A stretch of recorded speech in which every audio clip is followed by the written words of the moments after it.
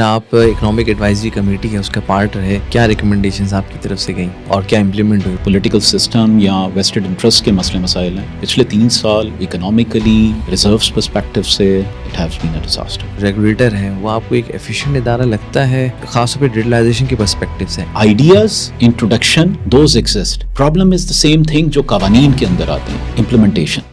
आज के गेस्ट पाकिस्तान के टॉप टैक्स और इकोनॉमिक पॉलिसी एक्सपर्ट में से हैं। आईकैप के चार्टर्ड अकाउंटेंट और 17 साल से बिग 4 फर्म केपीएमजी से वाबस्ता हैं और अब पार्टनर के तौर पर सर्व कर रहे हैं। ICAP council member, former chairman economic advisory committee और अब फिस्कल लॉज कमेटी के चेयरमैन हैं। इनकी बातें सिर्फ ओपिनियन नहीं, पॉलिसी लेवल इंसाइट्स हैं। Presenting you Zeeshan Ejaz. Tax ecosystem entrepreneurs को किस तरह फैसिलिटेट कर रहा है? जो टैक्स फॉलो करना चाहता है उसको इतना कॉम्प्लिकेट कर दिया जाता है कि उसके मुकाबले में जो नहीं कर रहा होता उसकी जिंदगी आसान होती है। रिसेंटली कुछ बिग फोर्स गई भी हैं छोड़ के, क्या पाकिस्तान की इकोनॉमी इसका रीजन है? हमारे इकोसिस्टम में कुछ फ्लॉज थे which somehow specifically targeted service providers. जो सैलरीड क्लास है उसको तो आपने ज़बरदस्ती बनाया हुआ है, उससे तो बेचारे से पूछा भी नहीं जा रहा है कि भाई तुमने कहाँ निकाह करना है, उसका बस कुल पढ़ाया जा रहा है। मैं आज टैक्स देता नहीं हूँ और मैं कहता हूँ क्योंकि मुझे सड़क नहीं मिल रही इसलिए मैंने टैक्स नहीं देना। वाई कांट वी से कि आज हम टैक्स देना शुरू कर दें और फिर अगर नहीं मिलता तो फिर हम बात करें? नहीं, बात क्या, फिर तुम फंस गए ना। और नहीं फंस गए।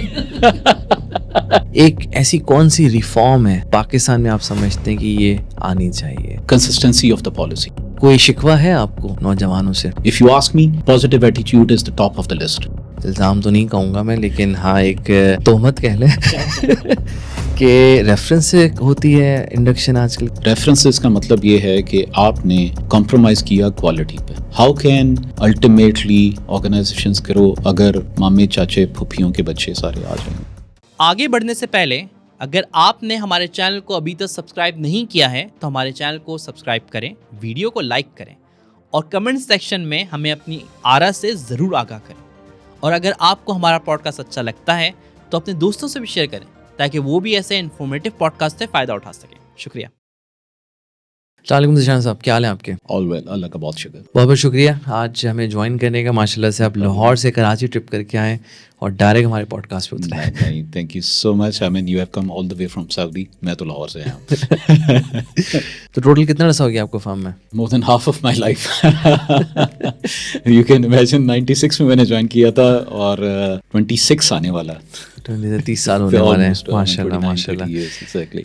अच्छा, तो आप खुश हैं अपने? अल्लाह का बहुत शुक्र, अल्लाह का बहुत करम। Career से? I mean seriously, I mean I believe when I came into that profession, yes, initially I put an effort for the pre-medical, but as I go deeper into the profession and especially getting into tax area, I believe I was made for that. ठीक है, but वो मैं अक्सर कहता हूँ कि हमारे मुल्क में career counselling at the stage जिस वक्त बच्चों को होनी चाहिए, that was non-existent at some time, but that has an important point in the life or the career of something. So luckily अल्लाह ने सबब ऐसा बनाता गया कि मैं उसमें आ गया and now I think I was made for that. But ना होता तो क्या होता? सही। अच्छा, ये बताएं कि आपको जब आप इंडक हुए फर्म के अंदर उस टाइम आपको पता था पार्टनर बने किसी फर्म के? मतलब एक होता है ना कि मैं तो ये बनूंगा, एक एम्बिशन होता है। नहीं, not at all. Yes, post articles, that was the scenario. मैं बड़ी इंटरेस्टिंग सिनेरियो आपसे बताता हूँ। आर्टिकल्स के बाद मुझे जब when I joined tax तो मैंने अपने जो सीनियर मैनेजर थे उनसे कहा कि जी give me 3 months. Either I am here for long term or I won't create a scenario कि आपको मुझे कहना पड़े कि यार अब कोई नौकरी ढूंढ ले भाई। ठीक है, so that 3 months have now gone up to 24 years now, mashallah. So yes, I mean I started with that thing and I believe when I started that management role, so there was a clear cut benchmark and the ambition कि जी 5 साल में क्या करना है and onwards क्या करना है। You can say कि शायद 2001 में तो उतनी क्लैरिटी मुझे नहीं थी, बट मुझे ये क्लैरिटी ज़रूर थी कि if I can get into that tax field तो मुझे इतना था कि perhaps I might excel. So फिर as the things move on there was a lot clarity. अच्छा, आपने आर्टिकलशिप, आपने एश्योरेंस सीखी ट्रेडिशनली जैसे सब करते हैं, और फिर आपने नहीं, मेरे केस में it has been a mixture of my article started in tax by the way. हाँ, ओके, इंटरेस्टिंग। दरमियान में फिर कुछ एडवाइजरी और ऑडिट सारा कुछ मिक्स चलता रहा। सही। So I got a flavour of everything Okay. In the 4 years article. Okay, एक फ्रिक्वेंटली आस्क्ड क्वेश्चन है बच्चों की तरफ से जो कि कैफ करते हैं और आते हैं इसके अंदर, और वो पूछते हैं कि हम आर्टिकलशिप टैक्स में करें, ऑडिट में करें या एडवाइजरी में करें। And you are the right person I think, क्योंकि मैंने अपनी आर्टिकलशिप में टैक्स नहीं देखा, ठीक है, और फिर मैं इंडस्ट्री में चला गया, तो मैं अश्योरेंस एडवाइजरी कंसल्टेंसी भी बात कर सकता हूँ, लेकिन टैक्स एडवाइजरी में होता क्या है अंदर, ये मैं अपने रिटर्न की फाइलिंग के अलावा मुझे कोई खास नहीं पता, या मैं इंडस्ट्री एक्सपीरियंस जो कॉर्पोरेट फाइलिंग की है उसका मुझे आइडिया। इस पर ज़रा आप डालें कि अच्छा, इसमें एक कंपाउंड क्वेश्चन है, क्योंकि इसके अंदर मैं ये भी पूछ रहा हूँ कि करना चाहिए नहीं करना चाहिए, दूसरा ये कि इसका पोटेंशियल क्या है आगे, मतलब फ्यूचर प्रोस्पेक्ट्स क्या हैं अगर कोई बंदा सिर्फ टैक्स से स्टार्ट करता है। Let me start with an interesting event. Post articles when I joined tax, मेरे कुछ दोस्त मेरे से अफसोस करने आए कि तू तो गया। ठीक है, अभी भी नए वाले लोग यही अफसोस कर रहे हैं, वो बेचारे वही पूछते हैं मुझसे। But you know what? I mean, over the years, this field has become so important, so important. मैं अब इसी का आपको मैं ये भी बताता हूँ कि over the last 7-8 years, शायद लोग खुद ऑप्ट करके टैक्स में आ रहे हैं। अच्छा, ठीक है, और समटाइम्स पीपल कम विद कि जी अगर ऑब्वियसली हर डिपार्टमेंट की अपनी कैपेसिटी होती है, so sometimes they even come through somebody, some senior और समथिंग कि यार इसको 6 महीने साल के लिए टैक्स में रख लें। सो ऐसा क्यों है, ऐसा क्या हुआ है पिछले सालों से? मैं बताता हूँ। देखिए, एक तो पाकिस्तान में टैक्स कल्चर तो हमेशा से रहा, बट एक अच्छी चीज़ हुई है कि ट्रांसफॉर्मेशन हुई है टैक्स कल्चर में। कंप्लायंस वाज वन पार्ट, तो वो एक काला पानी समझा जाता था, ठीक है, बट उसके साथ साथ एडवाइजरी और स्ट्रक्चरिंग पे बहुत इंपॉर्टेंस फील हुई है।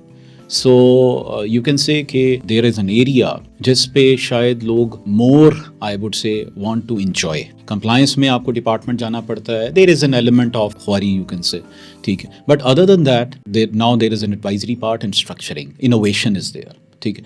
प्लस अगर आप देखें एक और जो बहुत इंपॉर्टेंट पार्ट हुआ है वो this thing is again related with jobs, job market. जितना टैक्स पाकिस्तान में, मैं अभी सिर्फ पाकिस्तान की बात कर रहा हूँ, ठीक है, पाकिस्तान में जितनी टैक्स की इंपॉर्टेंस कंप्लायंसेस बढ़ी हैं तो जॉब्स भी उसी हिसाब से बढ़ी हैं।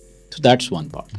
Even, for example, a person is going for a CFO, so the person who has some tax experience, he has been preferred. So that's another part. Plus आप अगर चाहते हैं तो आपके रीजन में टैक्स की implications बहुत बड़ी हैं। टैक्स लॉज इंट्रोड्यूस हुए हैं। यूएई, सऊदी 2014-15 में आपका वैट आया, उसके बाद corporate taxation and all that, अभी कुछ जगह पे इंडिविजुअल टैक्सेशन की बातें हो रही हैं। सो जिस वजह से उस रीजन में जब ये लॉज आए हैं तो वहाँ पे भी जॉब मार्केट इन एरिया में बहुत खुली है।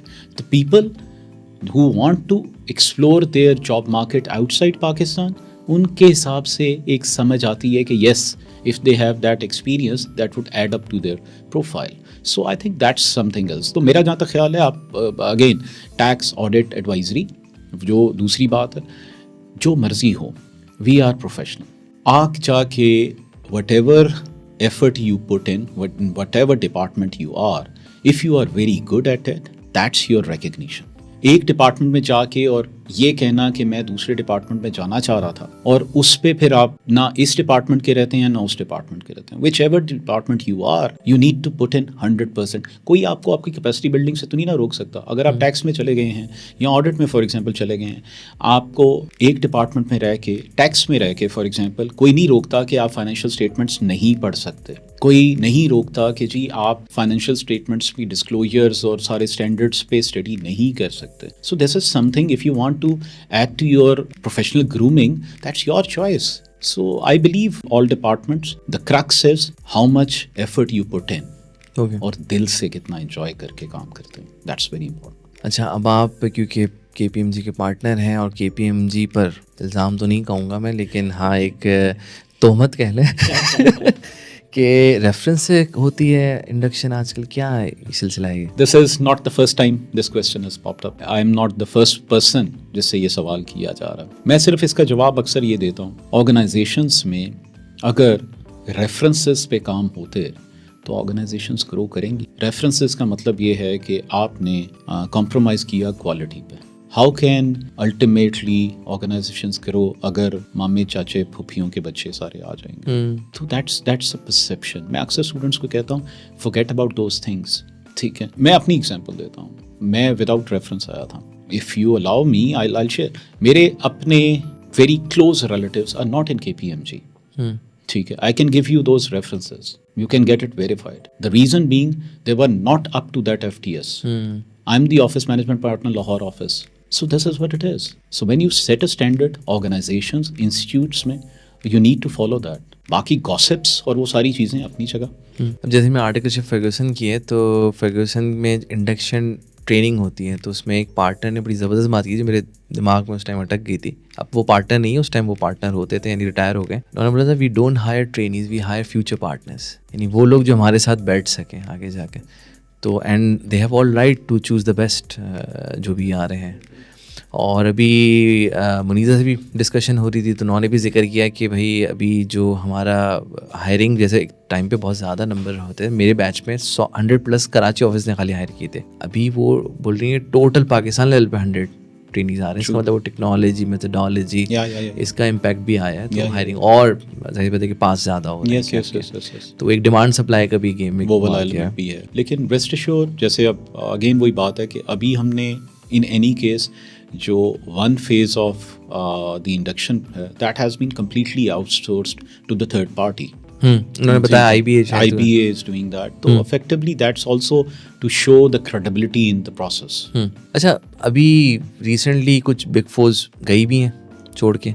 क्या पाकिस्तान की इकनॉमी इसका रीज़न है? क्योंकि ये प्रेशर तो मेरे ख्याल से आप पर भी होगा. वो नहीं होता है कि number of partners and the revenue this proportion. तो आप इसको किस तरह देखते हैं कि क्या इकनॉमी का है या ग्लोबल इम्पैक्ट है नेटवर्क्स का? आई थिंक बहुत सारी चीज़ें नहीं. हमारी इकोनॉमिक सिनेरियोज, हमारी पॉलिटिकल सिनेरियोज, दे वर कुछ नाम आइदर ट्रिम डाउन हो गए या took an exit from Pakistan. It's really unfortunate and I believe, मेरा जहाँ तक ख्याल है, हमारे इकोसिस्टम में कुछ फ्लॉज थे which somehow specifically targeted service providers. नहीं होना चाहिए था. And we need to make sure those are the big names. Ultimately, these are important for any economy and the country. So, because they do have standards, they represent certain names. So, I think वो होना चाहिए था. बहुत सारी चीज़ें थी, कुछ उनकी इंटरनल रीस्ट्रक्चरिंग के एलिमेंट्स थे, तो वो वाले थे. तो coupled with that thing, this happened.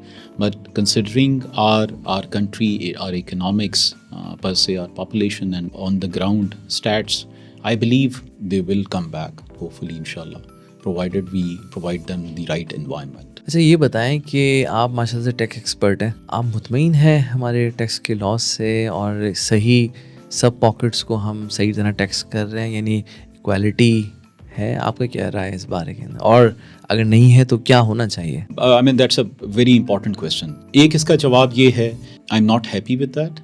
The reason being, you are taxing the taxpayers. Existing taxpayers. ठीक है. And you are not bringing or increasing the tax base. ये इस मुल्क में हमेशा से प्रॉब्लम रहा.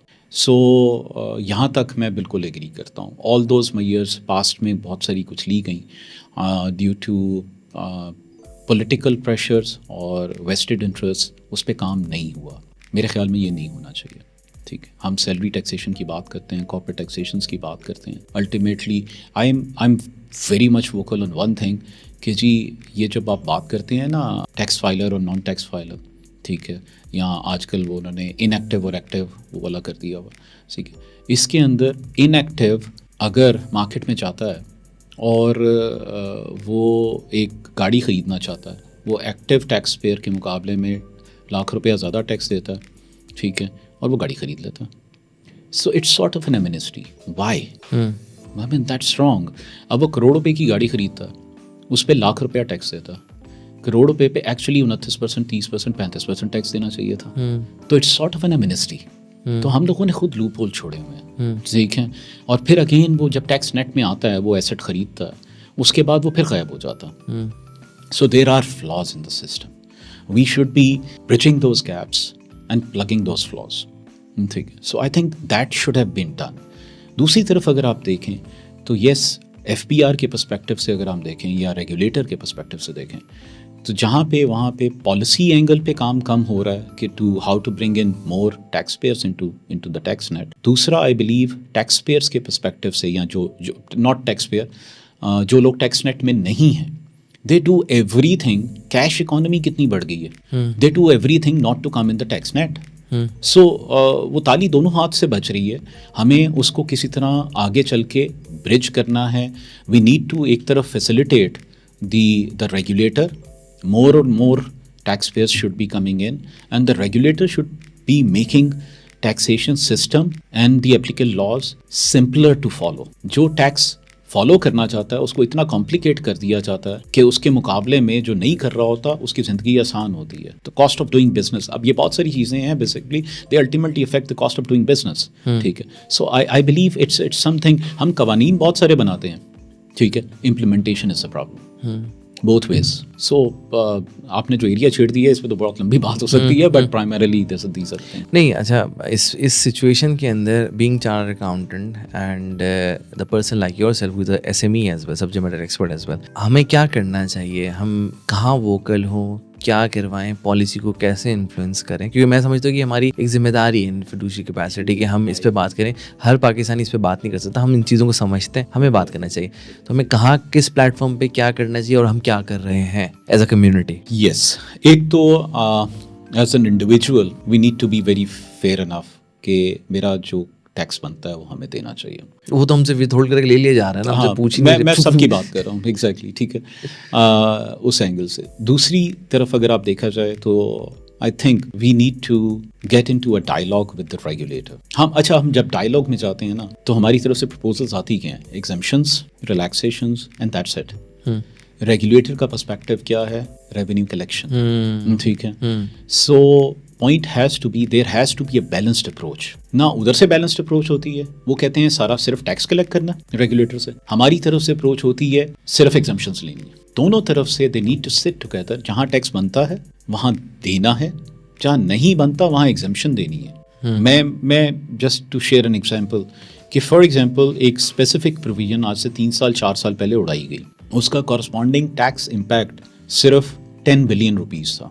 इन दी एंड साल बाद हार्डली 1.5 अरब रुपया इकट्ठा हुआ उसमें, ठीक है। माई क्वेश्चन वॉज कि यार अब आपने ये किया, क्या आपने एनालाइज किया कि इसका इम्पैक्ट क्या आया? मैं बताता हूँ उसका इम्पैक्ट क्या आया। उसका इम्पैक्ट क्या आया कि बहुत सारे जो एक्सपेंशन प्रोजेक्ट्स थे वो शेल्फ हो गए। इकोनॉमी ग्रो करनी थी, वो शायद 10 अरब से की बजाय 20 अरब कलेक्ट होना था because of the increase in activity. So I believe कि हमें एज अ रेगुलेटर भी ये देखना है कि मैं अगर कोई प्रोविजन इंट्रोड्यूस करवा रहा हूँ उसका इम्पैक्ट सिर्फ टैक्स पर्सपेक्टिव से नहीं देखना, इकोनॉमिक पर्सपेक्टिव से देखना है और उसको कनेक्ट करना है टैक्स रेवेन्यू कलेक्शन से। ओके, सो और दूसरा अगर आप कॉर्पोरेट साइड से देखें, we need to facilitate those things. Being professionals we should be the one who should be facilitating the process because actually we are a bridge between the regulator and the corporates, you can say. So effectively that should be the mechanism. अच्छा, फिर आप economic advisory committee है उसका part रहे, क्या recommendations आपकी तरफ से गई और क्या इम्प्लीमेंट हुई? क्योंकि देना खाली नहीं, वो इम्प्लीमेंट कराने के लिए पुश भी एक चाहिए, मैं समझता हूँ। हाँ, एग्री। देखें, यानी अभी तो बहुत सारी चीज़ें वहाँ पे गई भी, ठीक है। जैसे मैंने आपसे ये जिक्र किया अभी टैक्स कलेक्शन का, सर्टन प्रोविजन का, ये 1 साल हुआ था and being part of that because हमारा जो कॉम्बिनेशन जाता था इकोनॉमिक एडवाइजरी एंड टैक्स का इकट्ठा एक डॉक्यूमेंट जाता था। We intentionally do that because ultimately दोनों का इम्पैक्ट क्रॉस मैच करता, तो उसका फ़ायदा ये हुआ कि वो नेक्स्ट ईयर उसकी एग्जेम्पशन आ गई, ठीक है। एंड रियलाइजिंग बिकॉज देखें फैक्ट्स सामने रखे गए कि यार कलेक्शन इतनी होनी थी, ये होनी थी, और कुछ जगह के ऑब्वियसली हम लोगों की इकोनॉमिक एडवाइजरी और फिजिकल लॉ में there are people who on ground have that relevant experiences also, तो वो चीज़ें फिर सामने रखी गई, ठीक है। अनफॉर्चुनेटली कुछ प्रपोजल्स नहीं भी हुई, ठीक है। उसमें शायद यू कैन से हमारा पॉलिटिकल सिस्टम या वेस्टेड इंटरेस्ट के मसले मसाइल हैं, वो उस तरीके से नहीं हो सकी। मैं तो आज भी कहता हूँ कि सेल्फ असेसमेंट और वो वाला किया जाए। I mean let the tax payers come into the tax net, make their life easy, they perhaps would pay more taxes and with less effort, अभी हम एफर्ट बहुत कम करते हैं या कॉस्ट बेनिफिट एनालिसिस करें तो it's a different scenario. So I believe बहुत सारी चीज़ें हैं, तो उसमें और भी काम करने की ज़रूरत है. But somehow if you ask me, पिछले 3 साल इकोनॉमिकली रिजर्व्स पर्सपेक्टिव से it has been a disaster. So जिसे कहते हैं ना कि रैशनल डिसीजंस के जी ये कर लें बिकॉज स्टेबल इकोनॉमीज में ऐसे होता है, that was not much expected. Now this is expected because things are getting better now you need to take up decisions. पहले तो it was more firefighting. ठीक, रिजर्व्स नहीं संभाले जा रहे थे, इंटरेस्ट रेट कहाँ गया हुआ था, ऑल दैट स्टफ. अभी सिनेरियो ये है कि things are in control. Now you need to focus on the long term plan कि कौन सी इकोनॉमिक डिसीजंस लिए जाएं जिसके रिजल्ट में ग्रोथ हो, टैक्स खुद ही कलेक्ट हो जाएगा. अच्छा, लेकिन आपको FBI ये जो रेगुलेटर है वो आपको एक एफिशिएंट इदारा लगता है? क्योंकि उनके प्रोसेस तो मेरी भी खुशी से भी बात हो रही थी, खुशी कोटवाल से भी, वो अपनी ओल्ड स्टोरी इन्होंने शेयर की जिसके अंदर उनका कैसा टैक्स डिपार्टमेंट से जो वास्ता पड़ा किस तरह रहा और उन्होंने किस तरह काम निकलवाया. लेकिन आपको लगता है खासतौर पर डिजिटलाइजेशन के पर्सपेक्टिव से एज ए यूज़र मैं जा रहा हूँ, फॉर्म वगैरह भर रहा हूँ, लेकिन पीछे वो चलें वेबसाइट वगैरह हमने ज़बरदस्त से बना दी, लेकिन जो पीछे स्ट्रक्चर है वो अभी भी आउटडेटेड स्ट्रक्चर है. तो उसके अंदर मुझे नहीं पता क्या रिफाइनमेंट हो रही है क्या नहीं हो रही, लेकिन मुझे लगता है कि जो एम्प्लॉयज़ का रेशो है वो बहुत ज़्यादा है और ह्यूमन इंगेजमेंट बहुत ज़्यादा है, and that's opening the door for the bribes and all that. इसके बारे में आप क्या कहते हैं, और क्या आपने हो सकता है किसी दूसरी इंडस्ट्री या मार्केट में देखा हो कि भाई यहाँ का एक एफिशिएंट स्ट्रक्चर, हम क्यों ना इसको रेप्लिकेट कर लें? Very important question. देखें, answer is yes and no. वजह मैं बताता हूँ. आज हमें सिस्टम के फ्लॉज हैं, एफिशिएंसी नहीं है और प्रॉब्लम्स हैं, but this is the no part. Yes part is जो टेक्नोलॉजी इंट्रोडक्शन हो रही है, that's a very good thing. अब इसको मैं कंपेयर करता हूँ because somehow being in this field I have somehow got the privilege to study the systems in the different part of the world. So अभी कुछ जगह पे से हम बहुत बेहतर भी हैं. ठीक है, अभी ई इनवॉइसिंग की बात चल रही है, POS पॉइंट ऑफ सेल वाला है, ठीक है, track and trace system introduce. ये हम एप्पल टू एपल कंपैरिजन कर रहे हैं, राइट? हाँ, exactly, track and trace system आया हुआ है. कीनिया से तो नहीं कर रहे हैं? नहीं, मैं नहीं कर रहा. ठीक है. तो अब पॉइंट ये, कुछ चीज़ों में एक्चुअली हम बहुत आगे गए हैं. यानी हमने online filings, real time verification 2007-8 में इंट्रोड्यूस करवा दी.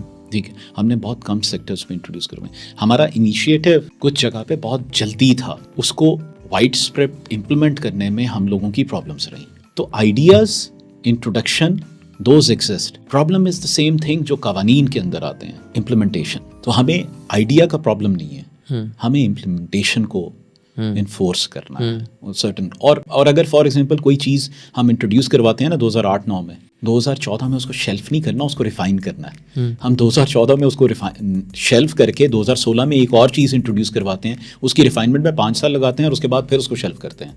तो this is what it is.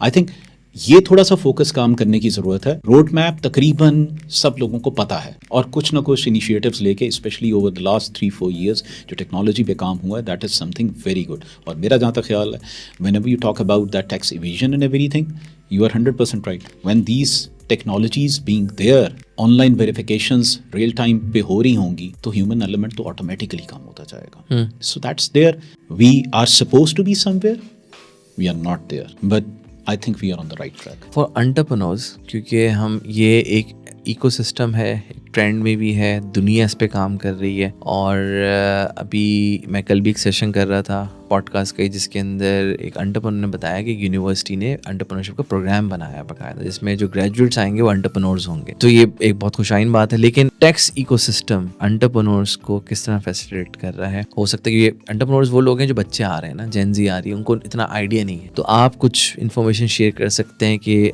क्या क्या चीज़ें जो सहूलत हैं, और अगर नहीं है तो क्या होनी चाहिए, ताकि रेगुलेटर भी उसको ध्यान में रखे. Let's talk about startups. Startups को सर्टेन पीरियड की एग्जेम्पशंस दी गई है. ओके, ठीक है. अब मैं सिर्फ टैक्स से थोड़ा आगे, I have been involved in that state bank related activities also. FE manual में भी स्टार्टअप्स पे अगर आप फॉरेन इक्विटी रेज करते हैं, तो there is a process being laid down, एंड वो ये पिछले 2-3 साल से that's more convenient. Yes, exactly, to make, to facilitate it. Okay, ठीक है. और उसका ऑब्जेक्टिव क्या था कि मैंने एग्जम्पशन तो पहले आपको शेयर कर ली.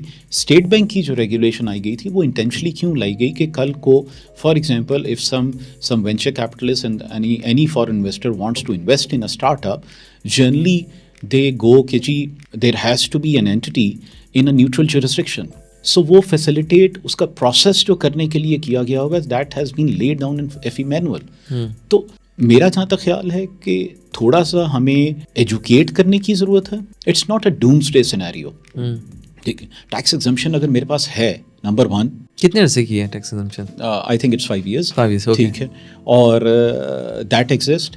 दूसरा, आपकी फैसिलिटेशन है, if you go for raising capital तो there is a system laid down in the law कि जी ये प्रोसेस फॉलो करें, ये अप्रूवल्स लें और आगे चले जाएं। ठीक है, so I think number 1 we need to educate that, propagate that कि हालात इतने बुरे नहीं हैं। ठीक है, and then we need to facilitate that. अच्छा, वो स्टार्टअप की डेफिनेशन क्या है इसके अंदर, जिसको ये 5 साल की एग्जाम्पशन मिल रही है टैक्स से? क्या हर स्टार्टअप या टेक्नोलॉजी ड्रिवन ही होना चाहिए? नहीं, हर स्टार्टअप के लिए ही है। हर startup के लिए, हाँ, कोई भी new but business के it depends upon new technology, something like that, तो it has been defined। Okay Okay, so वो वाला एलिमेंट है बेसिकली। Okay, ठीक है, okay, सो that exists। आपको हमारा जो बिजनेस सिनेरियो, मैं SME की बात कर रहा हूँ, क्या वो ओवर रेगुलेटेड रखता है या अंडर रेगुलेटेड है? ओवर रेगुलेटेड है ओवर रेगुलेटेड है फ्रॉम टैक्स पर्सपेक्टिव या इन जनरल? बहुत, फ्रॉम एवरीथिंग पर्सपेक्टिव। मैं वो बहुत सारी these are connected things. Taxation की बात करता हूँ,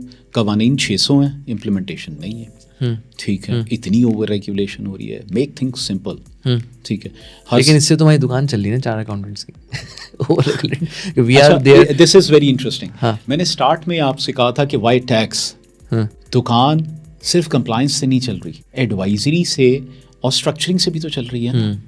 ठीक है, सो कानून में सिर्फ कॉम्प्लिकेशन, मैन मेड लॉज में कॉम्प्लिकेशन हमेशा रहेगी, एक चीज़ तो आप मान लें। बिल्कुल बिल्कुल, ठीक उसके है, लिए ये limitation हो है। ही नहीं सकता। ठीक है, लेकिन अगर आप आगे चलते रहेंगे तो कुछ कॉम्प्लिकेशंस होती हैं गुड टू हैव। ठीक है, कुछ कॉम्प्लिकेशंस होती हैं कि जी आज क्वार्टरली स्टेटमेंट फाइल नहीं हो रही, उस कॉम्प्लिकेशन का क्या करें कि जी सिस्टम बैठा हुआ है। हाँ, सिस्टम बड़ा ठीक है ना, लेट्स बी रियलिस्टिक। ठीक है ना, अब ये दीज थिंग्स आर, सिस्टम के जोड़ों में दर्द है ना, बार बार बैठ जाता है। सही कह रहे हैं। तो इफेक्टिवली अगर सिस्टम बैठा हुआ है तो एक चार्टर्ड अकाउंटेंट ने सिस्टम का क्या करना है। ठीक है, सो आई बिलीव कि ऑन द अदर हैंड एक चार्टर्ड अकाउंटेंट ने who need to structure the transaction in a manner to get into the most efficient tax structure. These are the things we should be looking into, बचाए के again यानी system के मसले हम करेंगे जी आज पर। एक और चीज़ भी है कि, और एंड दैट्स अनदर डिबेट जो हम चार्टर्ड अकाउंटेंट्स में और अवेयरनेस पॉइंट ऑफ व्यू से भी होना चाहिए, वो ये कि हम लोग जो है ना, वो जो ट्रेडिशनल बिजनेस के एंगल्स हैं उस पर बहुत ज़्यादा फोकस है, जिसमें कंप्लाइंस आ जाता है। ठीक है, इसके अंदर अगर हम इन चीज़ों से निकलें तो उसमें जो प्राइवेट इक्विटी और बिजनेस एडवाइजरी वाली चीज़ें हैं, जिसके अंदर हम ज़्यादा फंक्शनल रोल और बिजनेस डेवलपमेंट रोल में आ जाते हैं। बिजनेस डेवलपमेंट नहीं, बिजनेस की सपोर्ट रोल में आ जाते हैं, यानी जिसमें FP&A वाला एंगल आ जाता है। उसमें हमारी एडवाइजरी भी इतनी ज़्यादा इतनी मेच्योर नहीं है पाकिस्तान के हम कॉन्टेक्स्ट में बात करें। लेकिन अगर मैं GCC में देखूं तो इसके अंदर बाकायदा, यानी इवन मैकेंजी बैकग्राउंड के, BCG बैकग्राउंड के लोग बिग 4 में भी आ जाते हैं और वो they start doing the business advisory thing. तो ये भी एक मुझे एक तरह गैप लगता है हमारे एडवाइजरी वर्टिकल के अंदर। यानी बेसिकली अभी मेरे 1-2 दोस्त हैं, पार्टनर्स हैं GCC में, वो हायर करना चाहते हैं इस तरह के लोग, लेकिन वहाँ पे उनका कंप्लाइंस और IFRS फोकस्ड ही, बच्चा जो इंटरव्यू देने आ रहा है फ्रेश क्वालिफाइड, वो उसी पे फोकस रखता है। और जब वो उस तरह के बिजनेस एंगल पे बात करते हैं, इवन ऑडिट करते भी उसका फोकस वर्किंग पेपर पे बजाय इसके business understanding. Very true, very true. देखें, इसका बड़ा स्ट्रेट फॉरवर्ड आंसर है। आपके मुल्क में where do you stand as a country from the corporate and the business perspective? अगर आपके पिछले 4 सालों में M&As की 4 ट्रांजैक्शन हुई हैं, तो how could you possibly expect a person and most of the professionals to be hands on with those things? So it's all related to your economic activity. And economic activity होती है तो innovation खुद ही होता है, और ये किसी एक सेक्टर का प्रॉब्लम नहीं है, हर सेक्टर में। You talk about banking sectors, कितनी इनोवेशन हो रही है। यू टॉक अबाउट यही आप M&As और इस तरह की सारी चीज़ों में कितनी इनोवेशन हो रही है। So I think as a country, as a nation, अभी हम थोड़ा सा पीछे हैं उसमें। And as we move on, and if for example economic activity बढ़ती है तो दैट्स रिलेटेड टू दैट। इसका और कोई हल नहीं है। ठीक है। यही लोग जब मुल्क से बाहर जाते हैं, जैसे आपने बिल्कुल सही कहा, अगर यूएई, यूरोप या कहीं भी जाते हैं, ठीक है, और वहाँ पे they come across those particular areas, तो एक्सपीरियंस हो जाता, ठीक है। तो वो उसमें कमाल तो उस जुरिस्डिक्शन का है ना, कि वहाँ पे वो ट्रांजैक्शंस आ रही हैं। सो दिस इज समथिंग, हाँ, जो प्राइवेट इक्विटी पाकिस्तान में नहीं है ना, उनके बराबर है। एग्जैक्टली, ठीक है। सर्टन अभी जो चीज़ें चल रही हैं, आई थिंक हमें उस पर मज़ीद काम करने की ज़रूरत है। प्राइवेट इक्विटी नहीं है, फैमिली कॉन्स्टिट्यूशंस के लॉज नहीं हैं अभी आपके, ठीक है। अभी अगर आप देखें ट्रांसफ़र प्राइसिंग उस लिहाज से लॉज नहीं हैं, प्रैक्टिकली सेक्टर स्पेसिफिक हैं। पहले फार्मा के ऊपर बहुत ज़्यादा था, अब शायद इट इज़ इंक्रीजिंग।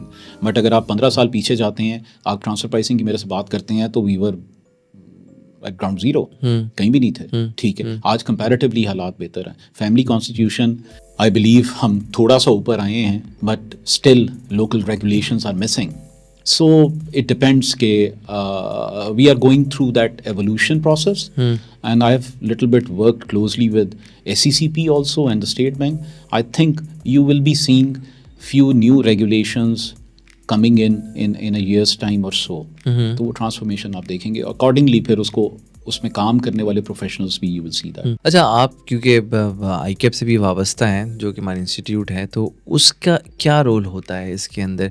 क्योंकि एक शिकायत है, मेरी भी शिकायत है एज अ मेंबर, कि हम अब उस तरह कंट्रीब्यूट नहीं कर रहे गवर्नमेंट इंस्टीट्यूशन में जैसे हम पहले करते थे, या उनकी इतनी इंगेजमेंट हमारे उसमें नहीं रही जो कि पैसे पहले हिस्ट्री में रही है।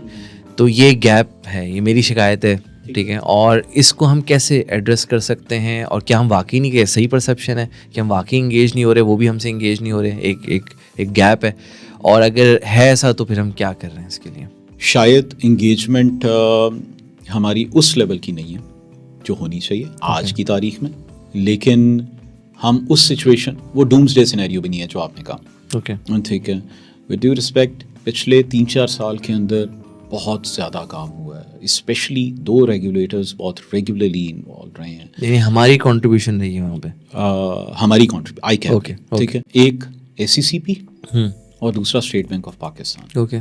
इनके साथ बहुत जॉइंटली बहुत सारी चीज़ों पे काम किया है। मैं सिर्फ, बाकी तो बहुत सारी चीज़ें हैं, मैं सिर्फ आपको एग्जांपल देता हूँ। सस्टेनेबिलिटी पे okay, FCCP and ICAP actually they were hand in hand, ठीक है। बहुत सारे हमने इकट्ठे किए, what's happening, and it's not, I believe आपकी काउंसिल ने somehow they have developed that in route to work closely with these regulators. Even you can say कि शायद FPR के साथ उस तरीके से हम लोग नहीं कर सके, लेकिन over the last 1 year or so things are improving, and I believe if we keep on working on that thing, so FPR के perspective से भी मुझे लग रहा है कि we will cross the bridge. तो ये वाली सूरत हाल है। तो yes, हमें यहाँ होना चाहिए था, हम वहाँ नहीं हैं, लेकिन यहाँ भी नहीं है, हम यहाँ पे effectively, that is what it is, and we need to keep that momentum going.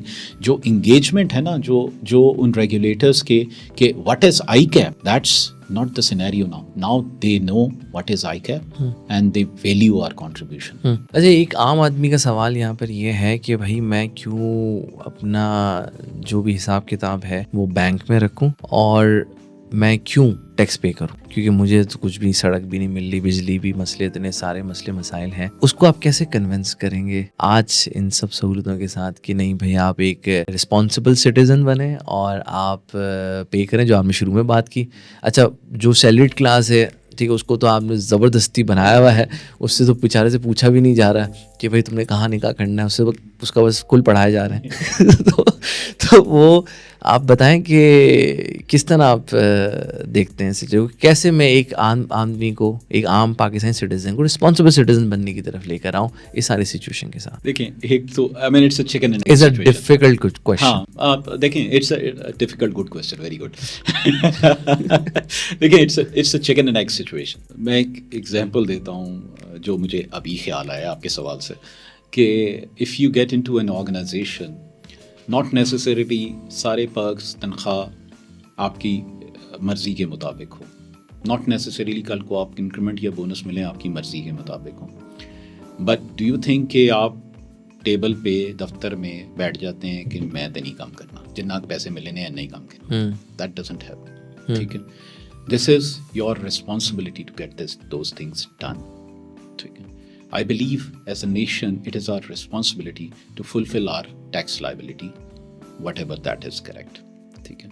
On the other hand, I believe the state should also fulfill their responsibility. अभी तो हमारी सूरत हाल ऐसी है कि यानी आपका टैक्स रेवेन्यू वो शॉर्टफॉल इतना ज़्यादा है, तो we can't expect that thing happening. But still I believe there are good things happening. we can't compare. हम जनरली जब कंपैरिजन करते हैं ना, तो उन jurisdictions उन कंट्री से करते हैं जहाँ पे टैक्सेशन की परसेंटेज हमारे से डबल या लॉट हायर है. ठीक है, तो फिर वहाँ पे स्टेट्स उस हिसाब से कॉम्पनसेट भी करते हैं.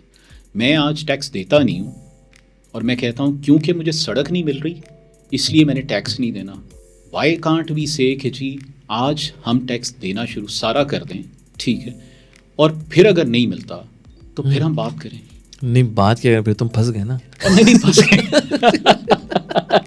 तो let's put it this way.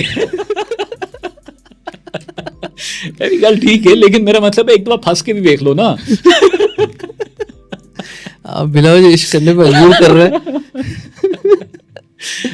इश्क करके तो बंदा फंस जाता है, कहीं का नहीं रहता हूँ. चलें एक दफा करके भी देख लें. अच्छा, अब ये बताएं कि हमारे प्रोफेशन में जहाँ टेक्नोलॉजी अडॉप्शन आ रही है, आपकी फर्म ही बंदों की हायरिंग कम कर दी उसने टेक्नोलॉजी अडॉप्शन के चक्कर में, मेथोडोलॉजी अडॉप्शन के चक्कर में. कहीं हमारा प्रोफेशन ख़त्म ही ना हो जाए. लोग फिक्रमंद हैं कि जिशान साहब तो अच्छे टाइमों में बन गए पार्टनर, अब नए लड़के कैसे बनेंगे. This is an interesting question.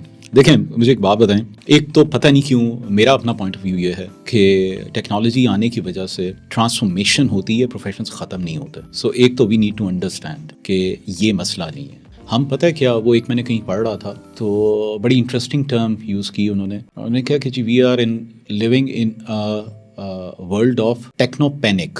एक तरफ तो हम टेक्नोलॉजी के चक्कर में बड़ा एंथुजियास्टिक है, this is happening, this is, there is a element of panic also, fear factor also, कि जी ये आ जाएगा तो क्या होगा. इसी को लेके आगे चलते हैं. तो बड़ी एक छोटी सी एग्जांपल मैं देता हूँ. कैलकुलेटर आया था आज से 30 साल पहले, तो हम कहा करते थे, या कंप्यूटर आया था तो हम कहते थे कि जी सारे फारिग हो जाएंगे. What happened afterwards? फारिग तो नहीं हुए ना. आपने मैंने कंप्यूटर चलाना सीख लिया. सो जो टेक्नोलॉजी आ रही है, I believe we need to upscale ourselves to be the users of that technology. हमने उससे दुश्मनी नहीं करनी. मेरा जहाँ तक ख्याल है, आगे चल के आपके कॉर्पोरेट वर्ल्ड की टीम्स होंगी ना, उसका स्ट्रक्चर ऐसे हो जाएगा. Number 1 would be those teams who are going to be purely technical. They are developing those softwares and everything. Number 2, the teams who are going to do the research and letting the entrepreneurs know what's happening in the world, and if they don't do that, this is going to be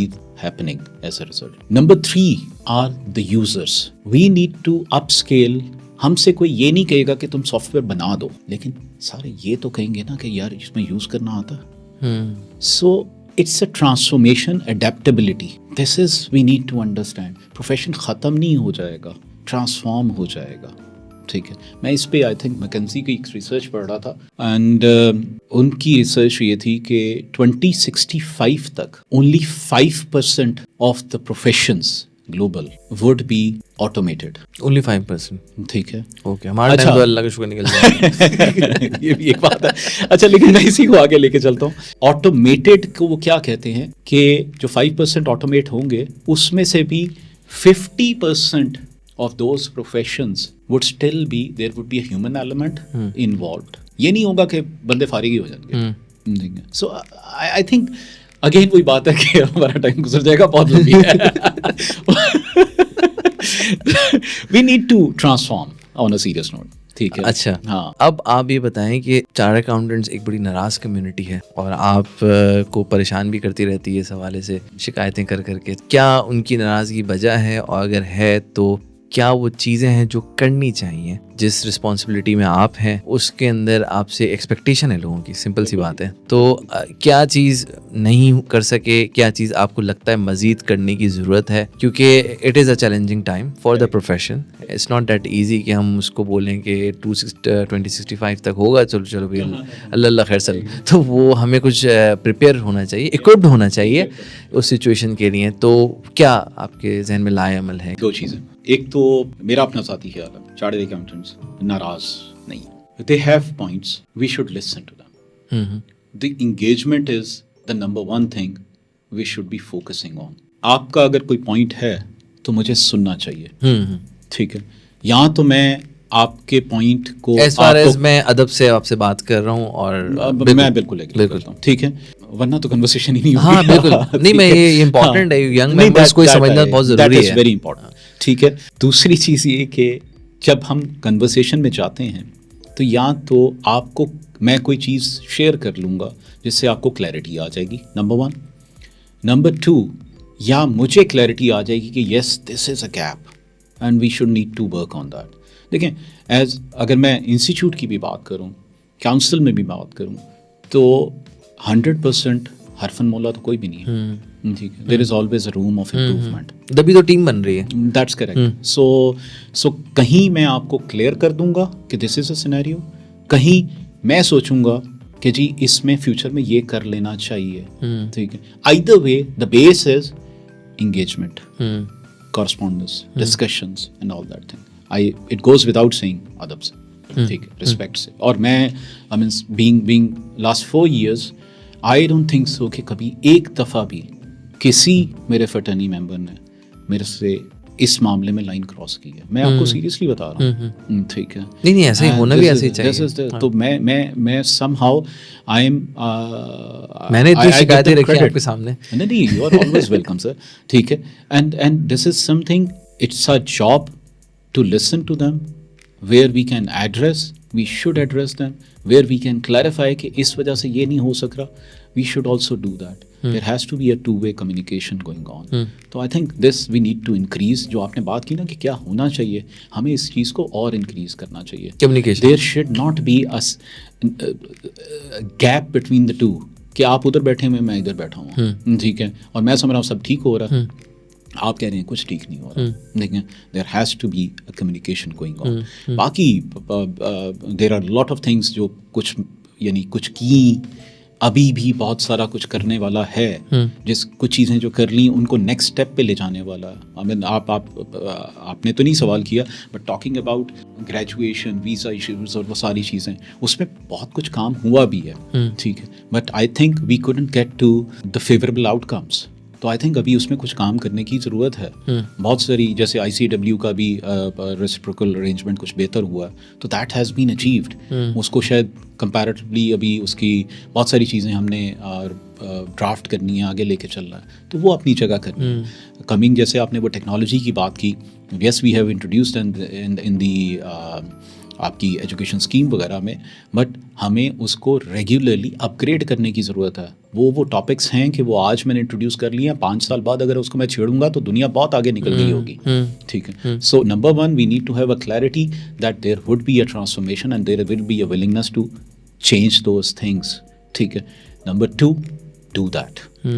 so I think बहुत सारी चीज़ें होने वाली हैं, कुछ हुई हैं। अच्छा ये बताएं कि आप माशाल्लाह थोड़े से ग्रे हेयर भी दिख रहे हैं, तो एक्सपीरियंस से बताएं कि फाइनेंस के जो नए प्रोफेशनल्स आ रहे हैं, यंग प्रोफेशनल्स आ रहे हैं, यंग CAs या स्टूडेंट्स हमारे, ऐसी वो कौन सी गलती है जो उनको नहीं करना चाहिए? एक advice, piece of advice. Number one, I believe जो मेरे नए प्रोफेशनल्स आ रहे हैं हमारी फर्टर्निटी के लिए, मेरा अपना ज़ाती ख्याल है मेरे से बहुत ज़्यादा बेहतर है, ठीक है। उसकी वजह their exposure to the information is a lot more than I used to have when I was at their age. Accordingly their decision making power is a lot more better because of the information available. yes exactly, ठीक है। तो मेरा जहाँ तक ख्याल है, how good professional you are is directly related to how good decision maker you are. Right or wrong decision is not the point, ठीक है। sitting on things doing nothing is a disaster. instead of doing आप गलत decision कर लें लेकिन करें, ठीक है। so I think that's there, ठीक है। दूसरी जो चीज़ आपने बात की कि जी कौन सी चीज़ नहीं करनी चाहिए, मैं उसी को एक और रिफ्रेज करता हूँ, कौन सी चीज़ पे काम करना चाहिए। आई बिलीव सब अपनी जगह है, ठीक है। They should be working specifically on their personal grooming, their soft skills, that's it. I am not talking about language, I am simply talking about soft skills, ठीक है। दे शुड नो कि effectively कितना कानून आपको आता है, that's one element. कानून आना आप एक्सप्रेस नहीं कर सकते, दैट्स अ टोटल प्रॉब्लम. तो you need to be able to express rightly, confidently what you know. अब दुनिया वो नहीं रही, ठीक है. So I think they should be focusing more on the grooming their soft skills parallel to the other professional commitments. That's very important. और अभी जैसे फॉर एग्जांपल मेरा भी वास्ता पड़ता है, मेरी टीम में भी हैं और हायरिंग भी कर रहा होता हूँ, इंटरव्यू कर रहा होता हूँ यंग लोगों की. कोई शिकवा है आपको नौजवानों से? मैंने पहले आपको बता दिया, पता नहीं I mean whether my generation would agree और नॉट, बट मेरा थॉट प्रोसेस इस पे बहुत क्लियर है, ठीक है. और वो मैंने पहले शेयर किया, they are comparatively better decision makers as compare to what we used to be at when we were at their age. So लोग अक्सर कहते हैं कि they change the decision like this, blah blah blah blah. मैं उसको link करता हूँ, change the job as well like this, सब कुछ, ठीक है. मैं उसको अक्सर लिंक करता हूँ, we compare it when we were of their age. तो हमारे पास सोर्स ऑफ इंफॉर्मेशन 2-3 हुआ करते थे, इनके पास सोर्स ऑफ इंफॉर्मेशन 200-300 हैं, ठीक है. ओके. तो चेक कि वो मेरे से किस लेवल पे सोच रहे हैं. क्वेश्चन ये है, जो क्वेश्चन है वो ये है कि इसको कैसे सिस्टम चलाना है. दैट्स अ जनरेशनल गैप, ठीक है. Okay. Coupled with technology. Okay. ठीक है. एक तरीका ये है, they go south, we go north. Okay. ठीक है. It's a disaster. I believe the ideal scenario is there has to be a midway.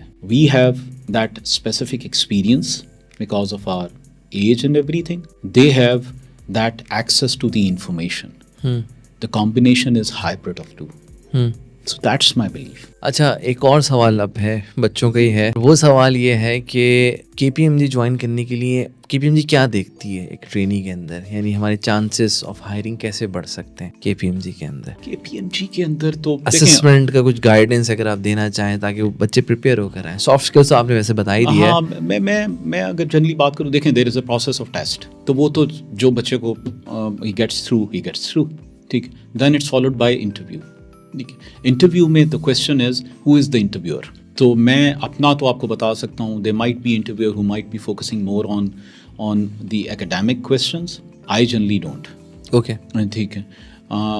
CV for me is very important. What's written there, how it has been written. लोग उसमें spelling mistake भी करते हैं. लोग उसमें spelling mistake भी करते हैं. लोग इसमें मैंने कहीं शेयर किया था, आई केम अक्रॉस अ CV जिस पे वो जो स्टार्ट में लिखा होता है ना, प्रीएम्बल ऑब्जेक्टिव, ठीक है, उसमें few words were written, 2 words were written जो कि मैंने तो पहली दफ़ा सुने थे. तो मैंने थोड़ा सा गूगल रिसर्च की तो पता लगा वो मेडिकल प्रोफेशन से रिलेटेड थे. तो अब चैट GPT का इस्तेमाल इतना करें जो रेलेवेंस तो हो, ठीक है. अभी शायद मेरे ख्याल में 2 दिन पहले आपने देखा था एक न्यूज़पेपर में भी एक चैट GPT से रिलेटेड सूरत हाल आई हुई थी. सो effectively I think your CV is very important. What makes you difference from the other candidates, your CV should showcase that. ठीक है. हम वो चीज़ें यहाँ तो मेंशन नहीं करते, यहाँ CV के नीचे कॉर्नर पे किए होता है. Nobody has a time to go through that. दूसरा, अंग्रेज़ी कम से कम होनी चाहिए. वहाँ पे ये लिखने की ज़रूरत नहीं है I have done schooling. Simple schooling से भी जुमला स्टार्ट हो सकता है, ठीक है. So that's the CV is important point. Secondly, when the interview starts, the moment the candidate enters your room till the time he leaves, 3-4 minute में सब कुछ पता लग जाता. His approach, how he responds, how much homework he has done. So I believe you should be knowing कि अगर किसी organisation में आप जा रहे हैं तो आपको पता होना चाहिए वो ऑर्गेनाइजेशन है क्या, ठीक है. It's everywhere publicly available. दूसरी चीज़, I believe you need to showcase positive mind frame and intent to do work, put effort, contribute towards the organization. ये 2-4 सवालों से पता लग जाता, ठीक है. सो जैसे आपने शुरू में कहा ना कि यू हायर पीपल, ठीक है, ये चीज़ें देखते हैं, ठीक है. सो आई बिलीव आपको सबको पता लग जाता. Ultimately it's the organisation and every employee is part of the organisation and everybody contributes to the growth of the organisation. कहीं एक स्पेयर पार्ट, किसी एक एलिमेंट में, किसी एक एंगल पे कोई प्रॉब्लम आती है, the whole organization gets affected. So I think these positive attitude, teamwork, adaptability, ये सारी चीज़ें कुछ चीज़ें होनी चाहिए. इनमें से सारी चीज़ें आप नहीं उस वक्त असेस कर सकते, बट ब्रॉडली आपको पता लग जाता है. If you ask me, positive attitude is the top of the list. Okay. काम आना ना आना बात की बात होती है, नियत होनी चाहिए. Positive intent Oh, yes. जो बाबर आजम से हर कोई बोलता है, पॉजिटिव इंटेंट. ये बताएं कि आपका इस जो सीए की जर्नी फर्स्ट अटेम्प्ट रही या हुआ रेफर वगैरह आया? यार वैसे बड़ी इंपॉर्टेंट सवाल है. मैं फेल का लफ्ज सीए में आके मुझे एहसास हुआ कि ये भी होता है. अच्छा, आप भी कि इंसान फेल हो सकता है. ठीक है, सही. तो मैंने तो पता ही नहीं सी कि फेल भी होता है. ठीक है. Yes, I got referred and re-referred by the way. Which is labs और व्हाट? नहीं, लैब से बच गया था. okay. री-रेफर का मतलब है कि अगर मैं तब ना करता तो लैब्स हो जाना था. अच्छा, और लैब्स हो जाता तो शायद मैं यानी मैं तो अपनी वालदा को कह के गया था कि जी भूल जाओ सीए. सही है. यस, तो इस सिचुएशन के अंदर मतलब एक पहली दफ़ा जब कोई फेल होता है और सीए में जाहिर सी बात है पता चलता है लोग, तो वो कैसे कोप अप करे आदमी, यानी अपनी हार से कैसे सीखे, ये एक बड़ा मुश्किल है. हाँ, देखें, आपको ये सीखना चाहिए. एक दफ़ा फेल होना या एक या दो दफ़ा व्हाटएवर, उसमें अगर आप you go back to the drawing board and assess कि मेरे से क्या गलती थी, इंस्टेड ऑफ सेइंग कि जी आई कैप तो पास ही नहीं करता. These are the two important points मैं आपको बता रहा हूँ. ठीक है. इफ़ यू से आई कैप तो पास ही नहीं करता, दैट खुदा न खास्ता माइट ब्रिंग यू कि आप 5 दफ़ा मजीद fail. On the other hand, going back and thinking कि यार मेरे से क्या गलती थी, that might give a positive result in the next attempt. तो मेरा तो ये था. Okay.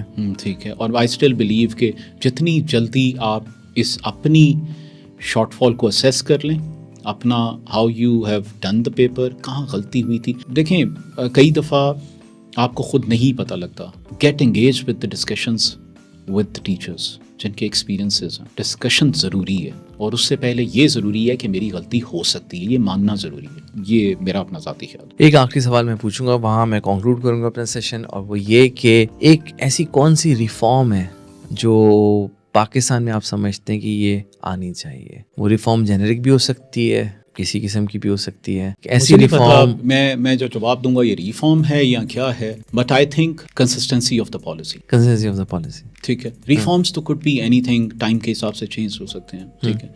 But we need to be consistent. वहाँ आज कुछ करते हैं, 3 साल बाद कहते हैं ये सब गलत था. तो इन्वेस्टर कॉन्फिडेंस हिल जाता है ना, बहुत कुछ हिल जाता है. ठीक है. तो I think the thought process और the mind frame should be consistency of the policy. गलत कोई भी चीज़ नहीं होती, उसको ट्वीक किया जा सकता है. उसकी शॉर्टकमिंग हो सकती है, उसको ट्वीक करें बजाय के दोबारा स्टार्ट करने की कोई नई चीज़. ठीक है. So I think it's the consistency of the policy. Okay. तो इसका मतलब ये है कि जो पहले हमारे 15 ईयर इकोनॉमिक प्लानिंग होती थी, फिर हमने इसको कम करके शायद 5 ईयर्स कुछ कर दिया, तो मेरे ख्याल से वहीं से एक बिगड़ाव मुझे लगता है पर्सनली कि वहाँ से शुरू हुआ. अगर आपको याद हो, पहले हमारी 15 लॉन्ग टर्म इकोनॉमिक पॉलिसीज होती है, देन हम शॉर्ट टर्म इकोनॉमिक पॉलिसी, क्योंकि हमारा पॉलिटिकल जो पीरियड जो भी हमारा पार्लियामेंट का होता है उससे मैच करने के लिए हमने पास करते हैं. I think you need to understand that. और अगर आप जिस चीज़ से कंपेयर करते हैं अपने नेबरहुड और स्टफ लाइक दैट, उनकी पॉलिसी थोड़ी सी ट्वीक ज़रूर होती गई है as per time, but it stayed on the track and results आपके सामने. चलिए जहाँ साहब, बहुत बहुत शुक्रिया. बहुत खुशी हुई आज आपसे मिलकर, और आप इतनी दूर से माशाल्लाह आए ट्रैवल करके, रात में आपकी फ़्लाइट है, तो बहुत बहुत शुक्रिया. मैं join. Thank you very much Nabeel having me here. Really enjoyed the conversation. Thank you.